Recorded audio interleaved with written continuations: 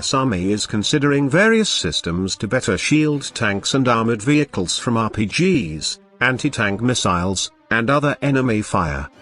But the latest version of the RPG, a staple in the arsenals of Russia and other forces, may already be a step ahead of the active protection systems the US may soon adopt. The Pentagon has purchased active protection systems to test out on Abrams tanks and Bradley and Stryker armored vehicles, and may even mount them on lighter vehicles, like the successor to the Humvee, according to a report from Scout Warrior.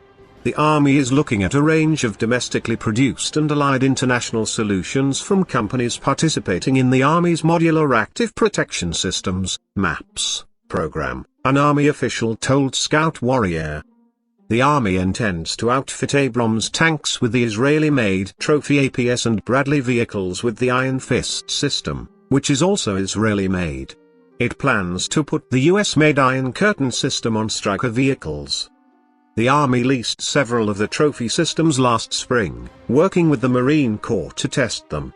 The one that is farthest along in terms of installing it is Trophy on Abrams. Lieutenant General John Murray, the Army's Deputy Chief of Staff, said in a statement, "We're getting some pretty good results.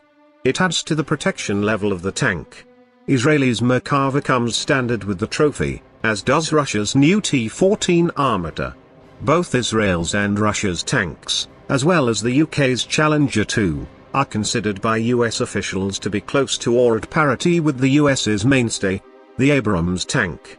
Though some officials don't consider the Armata fielded, as militaries have adopted active protection systems and other means to up armor tanks, arms makers have looked for new anti-tank weaponry to counter them. Whenever US vehicles equipped with APS join similarly outfitted vehicles in the field, they will face a new challenge from an old foe, the RPG.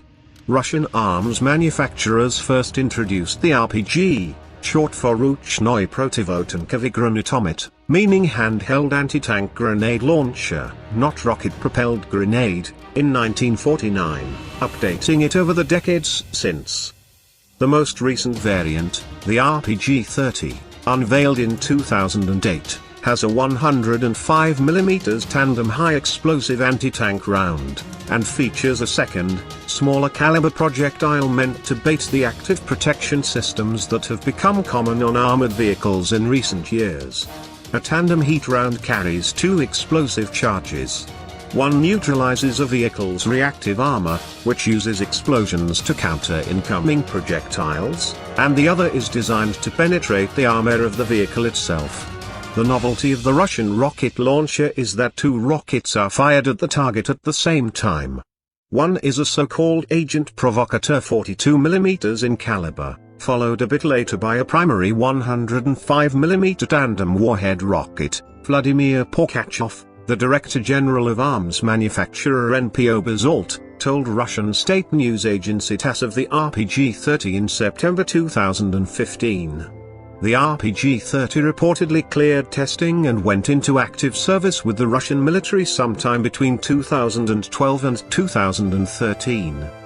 At that point, according to a 2015 report by Russian state-owned outlet Sputnik, the Pentagon put it on its list of asymmetrical threats to the US Armed Forces. The effectiveness of the RPG-30 against active protection systems, and whether those systems need be upgraded to adapt to the RPG-30 and similar munitions, remains to be seen. But the RPG, though limited by the size of its warhead, has long been potent on the battlefield, even against modern tanks. The previous model, the RPG-29, was introduced in 1991 and is still in service with the Russian Armed Forces. It fires a 105mm tandem heat round and can also fire a thermobaric fuel air round against bunkers and buildings. Russian RPG-29s were used by Hezbollah in the mid-2000s, deployed against Israeli tanks and personnel during the 2006 Lebanon War.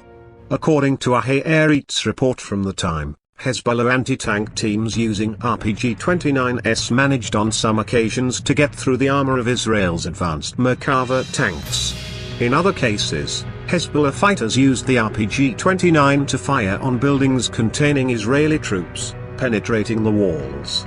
The majority of Israel Defense Forces ground troops casualties, both infantry and armored, were the result of special anti-tank units of Hezbollah, which used other anti-tank missiles as well, according to the Haaretz report, published in the final days of the conflict and citing intelligence sources.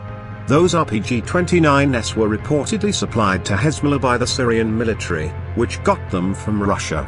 Moscow disputed those origins, however, with some suggesting they were exported from former communist bloc countries after the fall of the Soviet Union.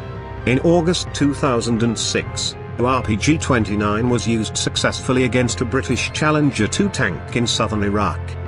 During operations in Al-Amara, an RPG-29 rocket defeated the reactive armor installed on the Challenger, penetrating the driver's cabin and blowing off half of one soldier's foot and wounding several other troops.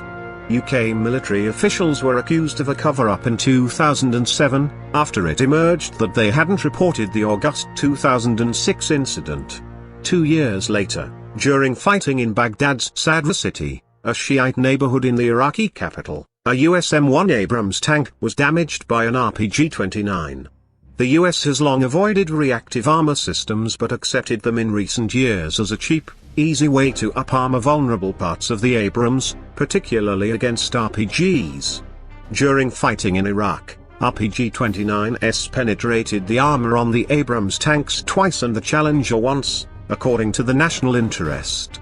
Other Abrams tanks in Iraq were knocked out by anti-tank missiles, like the Russian-made AT-14 Kornet. The threat goes beyond tanks.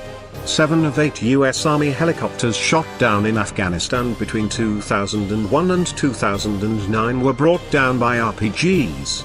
RPGs remain in service around the world, filling the arsenals of both state and non-state actors, according to the Small Arms Survey. The weapon and parts for it have popped in arms bazaars in Libya in recent years. The RPG-7, the RPG-29's predecessor, would be or would likely be used by forces in Eastern Europe, the Middle East and North Africa, Sub-Saharan Africa, as well as Central, South, and East Asia. Regular and irregular forces in Latin America also have RPGs, and the weapons have made their way into the hands of criminal groups in the region. The Jalisco New Generation cartel reportedly used one to down a Mexican military helicopter in early 2015.